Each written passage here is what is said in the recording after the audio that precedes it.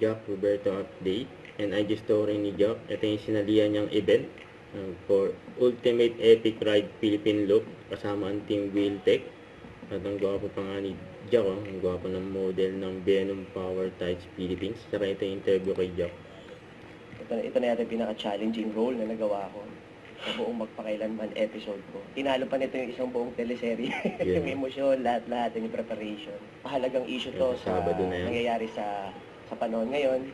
Medyo Magpakailanman. sensitive, pero like, pinakita namin dito kung paano nare-resolve ang bawat problema at ang bawat karamdaman kagaya nito. Interesting yung storya kasi despite dun sa condition niya, merong isang babae tumanggap sa kanya at nagmahal ng buong puso, unconditionally.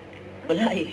Medyo ito nga, busy nga sa trabaho. And speaking of, di ba, magkakaroon na rin ng teleserye, mag-start namin taping. So, kailangan na natin ulit magpa-condition and mag-ready para doon. Trabaho muna. Me, myself, and I. Yan!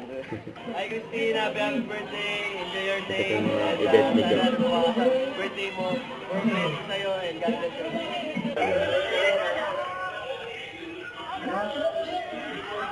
So, yung mga event ni Jack nakarang araw.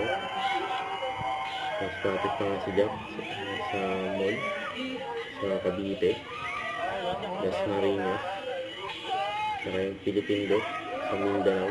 Yun o. So, nabahan pa nga si Jack dyan sa mall o.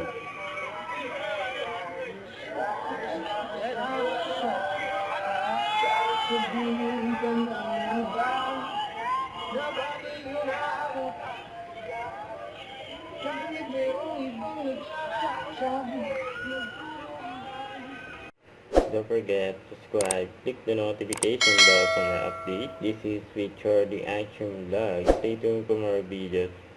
See ya.